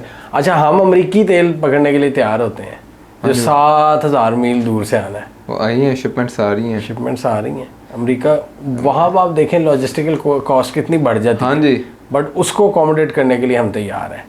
हम रशिया जो करीब है, ईरान करीब है, उनसे जो इंडिया फ़ौरन ले लेता है इनसे, जहाँ इंडिया को मौका मिलता है। इसलिए तो फिर हम देखते हैं कि इंडिया में पिछले 4 सालों में 3% पेट्रोल महंगा हुआ है। यहाँ पे तो भाई फिर गई है, 150% तक महंगा हुआ है पिछले 3-4 सालों में। और 2025 में, और अब तो इनको एक और मिल गया ना सोर्स ऑफ जगह टैक्स, नॉन टैक्स रेवेन्यू सबसे ज़्यादा इकट्ठा किया है उन्होंने फ्यूल से। आई थिंक 1 खरब से ज़्यादा, इनसेन है। पहली दफ़ा 1 खरब से ज़्यादा हुआ है। यानी जो बंदा पेट्रोल डलवाता है हर वक्त ये डाका डाल रहे हैं। हाँ जी, अवाम की जेब से। एक सेकंड में ये करोड़ों रुपया इकट्ठा कर रहे हैं। एक सेकंड में। और इस साल हम अपने ऑडियंस को बता दूं, इन्होंने बेसिकली अपना टारगेट दिया है कि हमने 1.6 ट्रिलियन डॉलर फ्यूल से इकट्ठे करने हैं। Insane amount of money. वो अब इनको लग गया ना कि अच्छा यार ये तो हो सकता है, ये तो हर कोई देगा, ये तो रिक्शे वाला भी देगा, ये मोटरसाइकिल वाला क्रूजर वाला भी देगा। हाँ जी। तो वो तो इन्होंने अब उनको नया रास्ता मिल गया। तो ये इस तरह तो उनको ये नहीं समझ आ रही कि अगर आप इतना ज़्यादा कदगन इतनी महंगी करोगे हाँ जी, तो आपकी मूवमेंट होगी कटेल। जब आपकी मूवमेंट लिमिट होगी तो आपकी इकॉनमी नहीं चलेगी। हाँ इकॉनमी भी तो चलानी है ना। इनको ये क्यों नहीं समझ आती कि इकॉनमी के पहिए के लिए ज़रूरी है कि आपकी गाड़ी का पहिया भी चले। हाँ जी। तो गाड़ी का पहिया तो चल नहीं रहा। मैं खुद अपनी बात करूं तो हम जहां हम मंथली 20-25 हज़ार का पेट्रोल लगता था, अब 40-45 का लग रहा है। तो हम बचाते हैं, हर जगह पे एक्स्ट्रा नहीं निकल रहा, बंदा हल्का सा भी काम हो। अभी इंडिया का मैं देख रहा था कि इन्होंने ना 2000 एक बजट इंडिया का भी आया, तो उसके अंदर 6 हाई रेल्स लगानी है इंडिया ने, रेलवेज़। हाँ जी। इंडिया का बजट का आपको पता है सबसे नंबर 1 उनका क्या है पोर्शन, वो है ट्रांसपोर्टेशन जी। सबसे ज़्यादा पैसा उन्होंने ट्रांसपोर्टेशन पे खर्चा करना है कि हमने अपने ना शहरों का ना लिंकिंग कनेक्टिविटी बढ़ानी है। उसमें 6 हाई स्पीड रेल्स लगनी है, ठीक है। पाकिस्तान के बजट में मुझे कुछ ऐसा नज़र नहीं आया। सर पाकिस्तान में PSDP का जो बजट है जिसमें आपकी ये डेवलपमेंट का काम होता है, डैम्स और ये वो पिछले 6 सालों में सिर्फ 300 अरब रुपया बढ़ा है। बाकी चीज़ें जैसे आपका डिफेंस है या आपका डेट सर्विसिंग है वो 2-2 हज़ार अरब तक बढ़ी हैं। लेकिन PSDP अवाम को इक्वेशन में नहीं रखना। हाँ जी, वो काम जिससे अवाम का कारोबार जो अभी हम बात एफिशिएंट होना ना, जो अभी हम बात पहिए की कह रहे थे कि पहिया चलेगा तो इकॉनमी चलेगी। आपने तो आपको ये परवाह ही नहीं है कि पहिया चले। आप अगर एक दिन ये पहिए बंद हो गए तो फिर किसी जगह पे बजट नहीं जा सकता। ये इनकी जो अयाशी हैं अशराफिया की, इनके पर्क्स प्रोटोकॉल ये ख़त्म हो जाने हैं। इनको चाहिए थोड़ा सा हमारे पहिए भी चलने दें, थोड़े से ही चलने दें। हमारी गाड़ियाँ ना बंद करें। लेकिन वहीं पे तो मसला है जिहाद के, अब ये बजट ख़ुद से बनाएं तो मैं कहूँ ठीक है। अब बजट खुद अब देखें अवाम को नाखुश भी कर देंगे ना तो भाई 1 साल गुजार लेंगे शायद जी। IMF को नाखुश करेंगे तो फिर 1 साल बड़ा मुश्किल से गुजरेगा इनका। तो वो वहाँ पर ना आ गई है कंपीटिंग प्रायोरिटी, तो आ गई है प्रायोरिटी IMF को साथ लगना है। इंडिया को IMF की टेंशन नहीं है। यानी मुझे जो है ना यानी इतनी वो होता है देखे यार कि पहली दफ़ा मैं इंडियन समझ के IMF को एक दफ़ा गए और उसके बाद कहा भाई आइंदा के बाद हम नहीं आ रहे तुम्हारे पास। यानी यार अमेजिंग बसीरत थी। एक ही दफ़ा गए 93 में या 94 में गए थे, सोवियत यूनियन के गिरने के बाद गए थे, कम्युनिस्ट ब्लॉक के गिरने के बाद गए थे। एक ही दफ़ा गए और उसके बाद से कहा भाई दोबारा कभी नहीं जाना। यार अब ईरान को देख लें, 40 साल से 1979 अब कितने 50 साल होने वाले हैं। 50 साल सैंक्शन में गुजारे हैं। सैंक्शन में गुजारे हैं सर। सेल्फ सस्टेनेबिलिटी है, शहर साफ़ है उनके। हाँ जी। उनका ट्रेन सिस्टम देखें आप, उनके मेट्रो सिस्टम देखें, और हम कहते हैं इधर IMF के बगैर आप सांस नहीं ले सकते। यार उनके आप कंज्यूमर गुड्स देख लेना। मुझे ना उनके कंज्यूमर गुड्स देख के मुझे लगता है कि अगर ईरान को ये डील मिल गई तजारत करने की तो आपके कंज्यूमर गुड्स गए नेक्स्ट चाइना। तो या मैंने देखे हैं इनके बिस्किट्स, ठीक है, बिस्किट्स वगैरह ना मिलते हैं, ईरानी बिस्किट्स वगैरह ना लाहौर तक आ गए हैं। आई थिंक निम्को वगैरह भी वो पैकेजिंग देख के पता लग गया कि भाई ये ईरानी माल है, ये पाकिस्तानी माल है। पैकेजिंग इनकी हमसे काफ़ी आगे है। अच्छा, इंडिया की ये चीज़ें बड़ी अच्छी हैं स्नैक्स। इंडिया की आती नहीं है मेरे एक दफ़ा पता नहीं कोई बहुत पुरानी बात है, दूर के जानने वाले उन्होंने मंगवाई थी तो वो निम्को अच्छे थे। निम्को और बिस्किट दोनों ही अच्छे थे थोड़े देसी लेकिन अच्छे थे। पैकिंग उनकी प्रॉपर थी। और फिर इनकी ईरान की ना इलेक्ट्रॉनिक गुड्स भी छोटी मोटी ना ब्लेंडर्स वगैरह आपको मिल जाते हैं साउथ पंजाब में ना, तो वो यार चीज़ देख के पता लग जाती है ये हल्की नहीं बनाई इन्होंने चीज़, ठीक है। अभी वो मुल्क सैंक्शंस में है, पाबंदियाँ हट गई, फिर क्या होगा? वही ईरान की कोशिश असल में यही है ना कि मेरे ऊपर से आप सैंक्शन हटाओ। जो आपने 19 यानी ईरान जो बात भी हम लोग करेंगे जी कि इन्होंने, आपने भी बात की कि मार्च से लेकर अब तक का इन्होंने डेटा ही नहीं छुपा कर रख दिया है। हाँ, और वो मुझे और आपको पता है कि वो किस कदर वो क्या तबाही होगी, वो तबाही होनी है, और उसका उन्होंने बात भी नहीं करनी, ठीक है। अब उस डील के अंदर अगर हम लोग पढ़े ना कि ईरान क्या चाहता है, वो अमेरिका दे नहीं सकता ईरान, और अगर दे दिया ना तो वो डील होने के बावजूद भी ना वो टूट जानी है, ठीक है। उसके अंदर ईरान को एक्सेस चाहिए ट्रेड का। तो आपका जो इस वक्त ट्रेड चल रहा है ना, अंडर द टेबल ट्रेड जो हो रहा है ईरान का, वो जो डॉक्यूमेंटेड ट्रेड हो जाना ना, तो आपकी जो इंडस्ट्री गई, फिर जो छोटी मोटी इंडस्ट्री है आपकी, क्योंकि आपने उसको डेवलप ही नहीं किया। अभी मैं वही एक जगह ना एक एनालिसिस पढ़ रहा था कि हमारा जितने भी सनतकार हैं, CEOs वगैरह हैं, वो आपको कहीं नज़र नहीं आएंगे, ट्विटर पे नज़र, आपको एक्स पे नज़र नहीं आएंगे, ट्वीट करते हुए, पोस्ट करते हुए, कहीं पे भी कोई पब्लिक इंगेजमेंट करते हुए नज़र नहीं आएंगे। उसने एनालिसिस बड़ा कमाल का दिया हुआ था कि कहते हैं कि क्योंकि पाकिस्तान का जो ये एक प्रिविलेज सिस्टम है ना, ये सिर्फ बंद दरवाज़ों के दरमियान पीछे ही काम कर सकता है, ये खुले दरवाज़ों में, खुले आसमानों के नीचे काम नहीं कर सकता, ये बिखर जाएगा, ये इसलिए नज़र ही नहीं आते वो लोग, इसलिए नज़र ही नहीं आते। मैक्सिमम हो भी तो गवर्नमेंट के लोग होते हैं, जैसे उर्दुगान आता है, या फिर ट्रंप आता है, या शी आता है, या पुतिन आता हाँ है, जी। वो अपने साथ बिजनेसमैनों की फौज लाते हैं जहाँ भी जाते हैं। हम नहीं लेकर जाते, हम मिनिस्टर्स लेके जाते हैं। हाँ जी, क्योंकि वही मिनिस्टर बिजनेस भी कर रहे होते हैं। हमारे यहाँ के इलॉन मस्क वो होते हैं, यानी वो जो टिडल भाई पॉलिटिशियंस है, मैंने भी होगा, उसकी मिल भी होगी, उसकी शुगर फैक्ट्री भी होगी। अच्छा यार, शुगर फैक्ट्री वाले को आप चीन क्यों लेकर जाओगे? यानी उसने क्या यार, बंदा सोचे कि आप इस तरह के कारोबार आपने चलाने हैं, और ये वो कारोबार हैं कि अगर आप अपने बॉर्डर्स ओपन कर देना तजारत के लिए, आप ये डूब जाएंगे, बह जाएंगे, ये compete कर ही नहीं सकते हैं। आपके मुल्क के अंदर ये आपकी IT इंडस्ट्री क्या डेवलप हो रही है? फ्रीलांसर्स पे आप पूरी IT इंडस्ट्री चला रहे हो। जी IT इंडस्ट्री चल रही है, नहीं आपकी ऑर्गेनाइजेशंस की तरह ऑर्गेनाइजेशन ही नहीं बन रही, प्रोडक्ट्स ही नहीं बन रहे। ऑर्गेनाइजेशन बन रही है तो वो एक्सपोर्ट कर रही है, सिर्फ सॉफ्टवेयर सर्विस दे रही है, कोई प्रोडक्ट नहीं बन रहा पाकिस्तान में। यानी ये इतने वो है अल्फाजों का वो इस्तेमाल कर, अल्फाज का इतना ये इस्तेमाल गलत करते हैं कि इंडस्ट्री का काम है मैन्युफैक्चर करना, फिर जाकर उसको मार्केट करके सेल करना। हम लोग सिर्फ कुछ बना नहीं रहे हैं, सर्विसेज दे रहे हैं, दैट्स इट। और उसको IT इंडस्ट्री कह देते हैं, इंडस्ट्री कह देते हैं, IT आई डोंट नो उसको क्या कहना चाहिए, इंडस्ट्री नहीं कह सकते उसको, सॉफ्टवेयर हाउसेज भी, या पता नहीं। और उसके अंदर भी आप देख लें डिक्लाइन आया होगा आपका, डिक्लाइन में आपको पता UK से आपके बहुत जितनी भी आपके इस वक्त बड़ी बड़ी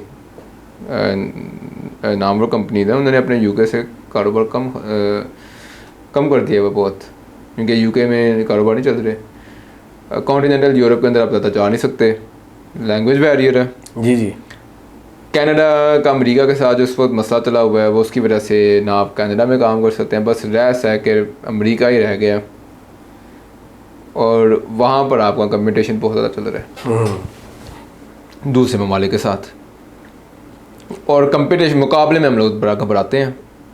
वहाँ पे तो इंडियन बैठे हैं, वहाँ पे कौन कौन बैठे हैं, बड़ी बड़ी पावरफुल लोग बैठे हैं अमेरिका में, बहुत पावरफुल लोग बैठे हैं। और दूसरा, अभी तो इंडिया का हम लोग इंशाल्लाह कभी मुस्तक़बिल में बात करेंगे कि किस तरह जो ट्रंप ही के ग्रुप के लोग हैं, ठीक है, एक आपको याद होगा विवेक रामास्वामी, जी, वो भाई साहब को कोशिश कराई जा रही है कि ओहायो के गवर्नर लग जाए। हाँ जी, और प्लान इनका कुछ इस तरह का है कि ओहायो के अंदर ना इन्होंने ये डेवलपमेंट करनी है इसकी ना AI की, तो उसके लिए काफ़ी ज़्यादा इंडियंस लेकर आने हैं। तो अभी तो इंडिया की दोबारा से एक और कहेंगे ना कि पहली एक टाइड आई थी ड्यूरिंग ओबामा, अब एक दूसरी टाइड आनी है इंडियंस की टूवर्ड्स अमेरिका। और हमारा जो फुटप्रिंट है ना पाकिस्तानियों का अमेरिका में वो और छोटा होता जाना, और श्रिंक होगा क्योंकि जो हमारा फुटप्रिंट सिर्फ ये रह गया कि फेवरेट फील्ड मार्शल तक रह गया, बस तारीफों तक रह गया। पाकिस्तान का भी ये फुटप्रिंट है, फेवरेट फील्ड मार्शल। उससे आगे अवाम को ना उधर की अवाम को फ़ायदा है, ना उधर के पाकिस्तानियों को, ना इधर के पाकिस्तानी को फ़ायदा है। भाई अवाम का भी तो सोचे ना कोई। यही तो जिहाद मसला यही तो पड़ गया हुआ ना कि पाकिस्तान के अंदर जो इस वक्त आपने देखा है पिछले 4 सालों के अंदर ना, हो तो काफ़ी देर से रहा था, लेकिन अब पिछले 4 सालों में ज़्यादा वादे हो गया, अब नज़र आना शुरू हो गया आंखों से। आपके ना माशरे की सेगमेंटेशन, सोशल सेगमेंटेशन काफ़ी ज़्यादा होनी शुरू हो गई, बहुत ज़्यादा हो गई है। और वो सेगमेंटेशन काफ़ी वादे हो गई कि नज़र आ रही है। यानी अब मैं देखता हूँ कि एक तरफ लाहौर में मोटरसाइकिलें इतनी ज़्यादा होती जा रही हैं, एक तरफ मोटरसाइकिलें और एक तरफ जो महंगी गाड़ियाँ हैं वो ज़्यादा होनी शुरू हो गई हैं। और समझ नहीं आ रही कि ये एक जो वो अमीर और गरीब तनासब भी बढ़ता जा रहा है, वही टिपिकल। और मिडिल क्लास कम हो रही है, असल मिडिल क्लास जिसने बेसिकली एक मुल्क को चलाना है वो आपने श्रिंक करते जा रहे हैं। और ऐसा पाकिस्तान का नहीं है, ये पूरी दुनिया में मिडिल क्लास के ना ख़िलाफ़ आपके जितने भी ये जो है ना ज़हनियत रखते हैं, जाबराना ज़हनियत रखते हैं कि भाई हमारी हुकूमत होनी चाहिए, हम बेहतर काम करना जानते हैं, वो हर जगह मिडिल क्लास को श्रिंक करी जा रहे हैं। इंडोनेशिया के अंदर मैं अभी पिछले दिनों रिपोर्ट पढ़ रहा था ब्लूमबर्ग की, 2 दहाइयों से 20 साल 6% से कम जीडीपी ग्रोथ नहीं, एक साल भी उन्होंने 6% से कम जीडीपी ग्रोथ क्लॉक नहीं की 20 सालों से। हमने मेरे ख्याल से 20 सालों में 2 या 3 दफ़ा 6% से ज़्यादा की ग्रोथ रिकॉर्ड की होगी। जी उन्होंने लगातार 20 साल से वो 6% ज़्यादा की। उनकी भी मिडिल क्लास श्रिंक होना शुरू हो गई आफ्टर कोविड। और वो हुआ क्या है कि वो मिडिल क्लास से वो अमीरी की तरफ नहीं, वो पॉवर्टी की तरफ गई है। वो पॉवर्टी की तरफ गई क्यों है? क्योंकि वही काम ना जी, उनको भी बड़ा शौक़ चला कि स्टॉक मार्केट हम भी अपनी ऊपर लेकर जाए ना, जैसे हमें बड़ा शौक़ है स्टॉक मार्केट ऊपर लेकर जाएं। हमारी कुछ अवाम स्टॉक मार्केट पे भी लगी हुई है। अवाम पता नहीं स्टॉक मार्केट पे, पाकिस्तान की स्टॉक मार्केट का इतनी ओपेक है, उसकी ना पता समझ में नहीं आती कि इस वक्त मुझे ये नहीं पता कि इस वक्त किस कंपनी के कितने शेयर ना फ्री फ्लोट पे हैं, मुझे ये नहीं पता। ये हालांकि पता होना चाहिए, इंडिया वालों ने किया हुआ है कि भाई इस कंपनी के इतने शेयर ना फ्री फ्लोट पे हैं, पाकिस्तान ने किया हुआ। इंडोनेशिया में भी यही हुआ है, स्टॉक मार्केट क्रैश कर गई उनकी, ठीक है। उन्होंने ऐसी ऐसी कंपनियों के शेयर्स को इतना इन्फ्लेट किया हुआ था, जिस तरह ये भी स्पेस एक्स के साथ हुआ है कि -$5 बिलियन का प्रॉफिट है लेकिन $2.25 खरब की उसकी वो है वैल्यूएशन है। तो इंडोनेशिया में इस तरह के ज़्यादा सूरत हाल है, जिस तरह इन्होंने स्टेट ओन्ड एंटरप्राइजेस को प्राइवेटाइज करके ना स्टॉक मार्केट की वैल्यूएशन आसमानों में पहुंचाई। ये तो स्टोरी पाकिस्तान की भी है, वहाँ पर भी है, अब वहाँ पे क्रैश कर गई है। तो ये ना हर जगह दुनिया में आहिस्ता आहिस्ता होना शुरू हो गया। इंडोनेशिया में और इंडोनेशिया तो बड़ा यानी ये मुल्क बैंक्रप्सी डिक्लेयर की थी इन्होंने 98 के अंदर, डिफ़ॉल्ट हो गए थे, इनकी करेंसी क्रैश कर गई थी। 30 साल सुहार्टो ने इंडोनेशिया में जी क्या कहेंगे बड़ी ज़्यादा वो मुआशी इस्तेहकाम लेकर आया, काफ़ी ग्रोथ लेकर आया। फिर वो पता लगा वो सारा का सारा ना गुब्बारा था, जब फट गया, और जब फट गया तो मुल्क बैंकरप्ट हो गया। और उसके बाद उन्हें कम से कम 2009 में eventually they started taking off, यानी दे स्टार्टेड क्लॉकिंग इन, लेकिन वो भी they are down as well. और प्रॉब्लम यहाँ पे जो पता ये लग रहा है अब, यानी इंडोनेशिया में तो काफ़ी ज़्यादा ना वो चल रहे हैं, प्रोटेस्ट चल रहे हैं, हमें तो पता ही नहीं है। इंडोनेशिया में बड़े शदीद प्रोटेस्ट हुए हैं पिछले दिनों। उनकी भी हुकूमत बड़ी अमेरिका से नवाज है, बड़ी अमेरिका नवाज है, और उनकी भी जो इस्टेब्लिशमेंट है वो बड़ी अमेरिकी नवाज है। जी जी। Suharto is very pro, was very pro American. Indonesia के फाउंडर सुकर्नो को असैसिनेट किया था उसने, and then he became dictator. और फिर उसके बाद जनाब अली ट्रम्प ने सारा इनको ऐड किया ना गजा पीस प्रोसेस। हाँ जी। इंडोनेशिया के अंदर इन्होंने एक ना वो कहते हैं द जकार्ता मेथड, जिसके अंदर इन्होंने 10 लाख कम्युनिस्ट का कत्ल किया था सुहार्टो को मिला के। सुहार्टो जो पावर में आया तो इन्होंने CIA ने डिवाइस किया था कि हमने कैसे कम्युनिस्ट से ना दुनिया को आज़ाद करवाना है, तो एक जकार्ता मेथड बनाया गया था। सेपरेशन की गई थी। जो CIA ने जब अमेरिका के अंदर अपनी कम्युनिस्ट तलाश करने शुरू किए, वो एक इनकी हुई थी जो मैकार्थी ने अपना जो मैकार्थी ने अपनी इंक्विजिशन शुरू की थी, इन्वेस्टिगेशन शुरू की थी, कम्युनिस्ट तलाश करने शुरू किया। अच्छा तुमने ये लिखा था, तुमने ऐसे क्यों लिखा, ये बड़ी तुमने एंटी अमेरिकन बात की है, जो कि अब दोबारा से भी बातचीत होनी शुरू हो गई है। डोनाल्ड ट्रम्प भी एंटी अमेरिकन बातें करना शुरू हो गया कि ये anti American, this is American. तो इंडोनेशिया और पाकिस्तान, दे आर इनकी जो इस्टेब्लिशमेंट्स हैं, they are kind of in the same boat all the time. ज़रा सा भी इनका अभी पिछले दिनों जो प्रेसिडेंट आया था जोको विदोदो, वो थोड़ा सा अमेरिका से साइड पे हुआ तो फिर ये लेकर आ गए इस बंदे को, जो कि he is very pro American. उसकी मैं एक दफ़ा फ़ोन कॉल सुन रहा था, डोनाल्ड ट्रम्प ने कहा तुम्हारी अंग्रेज़ी बड़ी अच्छी है, कहते थैंक यू वेरी मच, मैं अमेरिका में ट्रेन हुआ। यार इट वाज एम्बैरसिंग। और उसकी वो एक ऑडियो लीक भी हुई थी कि जी प्रोटेस्ट हो रहे हैं, हमें बचा लो। पिछले दिनों, ये कोई 6 महीने पुरानी बात है। अच्छा, उनके कान में कुछ कह रहा था। अच्छा जी। तो ये आप देख लें, लेकिन इसके अंदर आप देख लें कि कौन कौन से मुल्कों ने स्मार्टली प्ले किया है। इंडिया प्लेड स्मार्टली, दूर है मोदी, यानी दूर है, मोदी ने ना डिस्टेंस रखा है ट्रम्प के साथ। और इस पूरे प्रोसेस में भी क्योंकि वो पता क्या है कि वो ये कहते हैं कि यार आप एक ऐसे मामले के अंदर पड़ जाएं जिसके अंदर आपके स्टेक्स आ जाए ना, ठीक है ना, यानी इसका वो जिस तरह ट्रम्प कहता है ना, इसका casino, the world is a casino, आपने अपनी चिप्स डाल दी हैं, भाई हम भी प्ले करेंगे। पाकिस्तान ने कहा जी ये लो साड़ियाँ चिप्पा,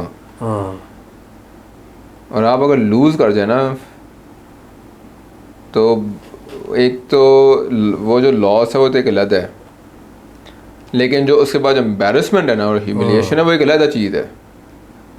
इंडिया ने ना अपने आप को साइड पे रखा है, चीन ने अपने आप को साइड पे रखा है, यानी चीन पीछे भी बैकडोर डिप्लोमेसी करता रहा, सामने नहीं आया। Neither did Russia.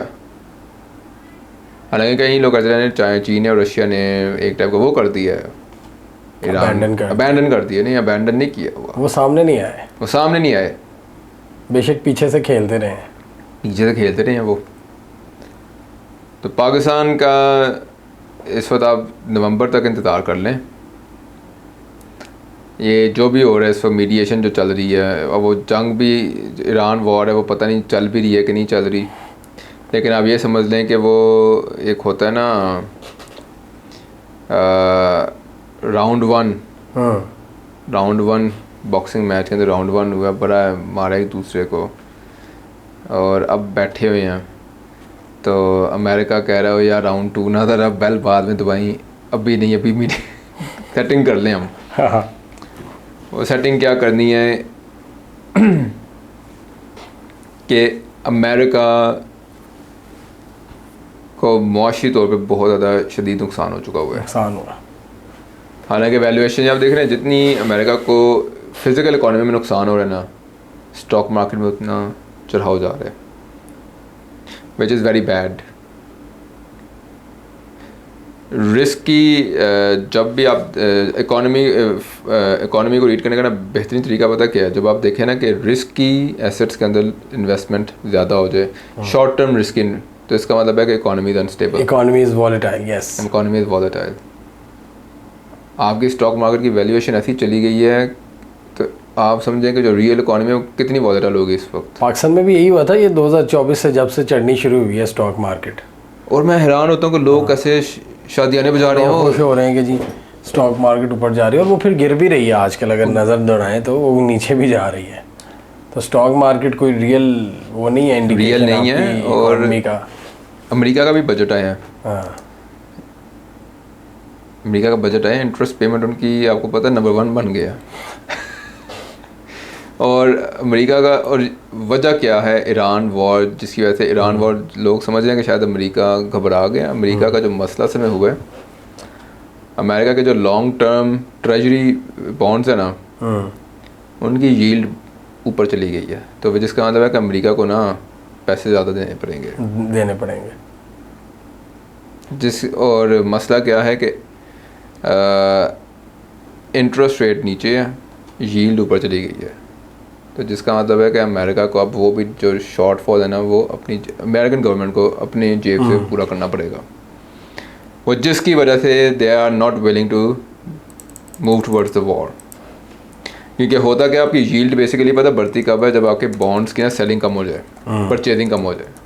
क्यों? क्योंकि वो पैसा सारा चला गया स्टॉक मार्केट के अंदर। ये है इस वक्त सिनारियो। तो अगर आप जो भी कह रहे हैं कि हमसे ना लोग कहते हैं यार स्टॉक मार्केट में करना चाहिए, तो मैं उन्हें यही बता रहा हूँ कि व्हेनेवर स्टॉक मार्केट ऊपर जाना is not a good thing, it's not a barometer. वो किसी दौर में शायद था, मैं कहूँगा चले यार 2000s के अंदर ना, जब स्टॉक मार्केट के अंदर थोड़ा सा मैं कहूँगा कि रेगुलेशन ज़्यादा स्ट्रॉन्ग थी 90s या 2000s के अंदर, 90s में। हाँ, तो तब था। अब स्टॉक मार्केट तो है वो तो यार वो तो अनरियल हो चुकी हुई है। वो तो यानी कसिनो है, इट्स लिटरली अ कसिनो। यानी मुझे याद है कि जब टेस्ला भी की थी इसने पब्लिक, इलॉन मस्क ने, 5 साल से उस कंपनी का प्रॉफिट कोई नहीं था, लेकिन उन्होंने एकदम से ऊपर लोग जनाब वाले मिलियन थे, उन्हें टेस्ला नेयर्स कहते होते थे। तो ये इस वक्त दुनिया जाती जा रही है इस तरफ पे। और पाकिस्तान के जो हमारी अवाम है, ऐसा नहीं है कि हम लोग अनोखे लोग हैं, हम अनोखे बिल्कुल भी नहीं हैं। हमारे हालात बिल्कुल वैसे ही हैं जैसे किसी दौर में अमरीकियों के भी थे। लेकिन अमरीकी निकल आए 1970s में, निकल आए अमेरिकन से, ठीक है। इवन दो मैन्युफैक्चरिंग पावर थे, वो सब कुछ था उनके पास, वो निकल आए। निकले वो किस तरीके से थे, एक मैन्युफैक्चर किया उन्होंने, एक रोनाल्ड रेगन को लेकर आए थे, और उसने ना एक अवाम के साथ एक अपना ना एतबार का रिश्ता बनाया, भरोसे का रिश्ता बनाया कि we are going to do the system. उसने अगर फिर रोनाल्ड रेगन ने क्या किया था, कहता है कि ना ये सारे मसलों की जड़ ना गवर्नमेंट है, गवर्नमेंट छोटी करो। गवर्नमेंट छोटी नहीं थी की उसने, असल में उसने ज़्यादा बड़ी कर दी थी गवर्नमेंट, लेकिन अवाम को दिखाया उसने ये था मैं गवर्नमेंट छोटी कर रहा हूँ, मैं तुम्हें ज़्यादा एंटरप्राइज दे रहा हूँ। तो पाकिस्तान के अंदर जब हमें ये मौका मिला था 2018 के बाद, वो मेरे ख्याल से कुछ यही सोच आई कि ये कहीं ना अवाम ज़्यादा ही ताकतवर ना हो जाए, ये हमारे ना कंधों में बैठ कर हमें ना दबा दे। उन्होंने कहा जी वापस करो। और अब तब से हम पुराने पाकिस्तान के मज़े लूट रहे हैं। नहीं जी, बदबू सूंघ रहे हैं जी पुराने पाकिस्तान की। और ये जो बजट आया नया, इट्स जस्ट लाइक पुराना पाकिस्तान। इसमें डेट सर्विसिंग है, बस डेट सर्विसिंग है, पेंशन हैं, और बस सरकारी लोगों के लिए मज़े हैं जो थोड़े से हैं, जो चंद लाख हैं। हाँ, और बाकी करोड़ों का कोई किसी को कुछ पता नहीं है। हाँ। यानी आप ये देख लो, अवाम का ये है कि हमारा पाकिस्तान के अंदर लोएस्ट हम लोग स्पेंडिंग करते हैं एजुकेशन पे। जी साल में एक अगर पर कैपिटा देखा जाए ना, पर इंसान, तो $25 हम लोग स्पेंड करते हैं, $25 per capita in a year. India 114 करता है, बांग्लादेश 200 से भी ऊपर करता है, इतना ज़्यादा एजुकेशन पे, और हमारा ये हाल है। बस वही अफसोस हो रहा है कि इस टाइम बांग्लादेश और इंडिया में पेट्रोल की प्राइसेस नहीं बढ़ी। वहाँ पे आप लोगों के हालात देखें। मुझे बांग्लादेश ही समझ नहीं आती भाई, मुल्क बैंकरप्ट, यानी बैंकरप्सी के पास स्कर्ट करके निकला है वो, फिर भी। श्रीलंका तो डिफ़ॉल्ट हुआ है, सर उधर इतनी चीखें नहीं निकली जो हमारी इस हुकूमत ने निकलवा दी हैं पेट्रोलियम लेवी लगा लगा के। तो बस अब हम यही उम्मीद कर सकते हैं कि हुकूमत कोई तर्स खाए वहाँ पे, हमारी शक्लें देख लें, हमारी एनर्जीज़ देख लें। ये हम लोगों का हाल है जो कि हुकूमत ने किधर तरस खाना है। हुकूमत ने फंड्स बना बना कर ऐसे ऐसे कंटेंट क्रिएटर्स को आगे लगाया हुआ है कि वो तो दिखा रहे हैं पूरी दुनिया को। यानी पता क्या पाकिस्तान समझ में पता ही आती है कि हुकूमत जो है इस वक्त पाकिस्तान की जो सरकार है वो दुनिया को दिखाना चाहिए पाकिस्तान में सब मस्त है, मज़े ही मज़े हैं, ठीक है। जिसकी वजह से जो कंटेंट क्रिएशन है वो सारी उसी तरफ जाई जा रही है कि ये देखो लाहौर में ये बना दिया, लाहौर में ये बना दिया, मरी में वो हट्स खोल दिए, तो पता नहीं क्या ये दिखाई जा रही है। बड़े यूट्यूबर को हुकूमत ने फंड किया है, वो जो कैंपेन चलाई है सरकारी। बाहर से भी लोग आए हैं। जी जी, बाहर से बसंत, आपको याद नहीं है? जी जी, मैंने ना बसंत करवाई और कराची से लोगों को, एंटरटेनर्स को प्राइवेट जेट्स में बिठा कर लेकर आए कि एक रात के लिए आकर बस तस्वीर खिंचवा कर चले जाओ। दैट्स इट, ये इनकी प्रायोरिटी है। और जो आवाम मर रही है महंगी बिजली से, महंगे पेट्रोल से, किरायों से और पता नहीं क्या कुछ से, इनको उसका कोई एहसास नहीं है। ख़त्म हो गया। हम तो फिर भी चलो बैठे हुए हैं, बात कर रहे हैं, लेकिन नीचे हमारे से नीचे नज़र दौड़ाएं तो एक तबाही मची हुई है जिसका आप अंदाज़ा भी नहीं लगा सकते। और हमारे यहाँ तो इधर PSL के मैचेस में आवाम भी नहीं जाती। हाँ जी, आप देखें वहाँ पे IPL पूरी ज़ोरों शोर से चली है। तो इससे ये छोटे छोटे इंडिकेटर्स होते हैं जो बता देते हैं कि क्या किस तरफ जा रही है। और ये जो आप स्ट्रेटेजिक गेंस के दावे करते हैं, ये स्ट्रेटेजिक गेंस की हवा में ही रह जाते हैं, या जैसे आपने बात की कि कुछ इंडिविजुअल्स को तो फ़ायदा हो जाता है, यस, बट आवाम को कोई फ़ायदा, आवाम को सस्ता पेट्रोल नहीं मिलता। तो अच्छे हैं वो लोग जिनको स्ट्रेटेजिक गेन नहीं मिले, उन्होंने अपनी आवाम की कोई इकनॉमिक पेन उस हद तक नहीं पहुंचने दी जो पाकिस्तानियों को पहुंच गई है। और ये पेन अगर इसी एंगल में हम रहे ना, इसी सिमत में रहे, तो इस तकलीफ़ में काफ़ी हर साल वो कहते हैं ना दुगनी चुगनी करके यही हो रहा है, इंक्रीमेंट होगा। 2022 से यही हो रहा है। 2022 से और आप देख लें 2022 में हम किधर थे। यानी मैं पाकिस्तान, मेरा बैरोमीटर है कि भाई पाकिस्तान में 2022 में कैसा कंटेंट ऊपर जा रहा था। कंटेंट कैसा ऊपर था। आप पेट्रोल की प्राइस देख लो, बिजली की प्राइस, हर चीज़ आप देख लो, आटा देख लो, चीनी देख लो, ये बेसिक चीज़ें हैं जो डबल से ट्रिपल हो चुकी हैं हर चीज़। और इसने अवाम को फिनिश कर दिया। लेकिन हमें नज़र आ रहे हैं वही कंटेंट क्रिएटर्स जो आपको शादियाने बजाते हुए नज़र आ रहे हैं, क्योंकि वो कंटेंट क्रिएटर आप सोचें वो 20-30 हैं, अवाम है 25 करोड़। यस, 20-30 कंटेंट क्रिएटर जिनकी लाखों में फॉलोइंग, अगर वो आपको दिखा रहे हैं कि सब अच्छा है, तो सब अच्छा नहीं है, उनको पैसे मिले हुए। और लेकिन वही बात आ गई ना कि बड़ा मुश्किल है इसको ना। वो कहते हैं ना पाकिस्तान के अंदर एक बड़ा हमारा एक चैलेंज है। वो कहते हैं जो दिखता है वो बिकता है। आप लोग कुछ दिखा दिया ना, वो बस उस पर ना यकीन हो जाएगा। ये बहुत बड़ा मसला है। इस वो जो एक हमें बसीरत चाहिए ना।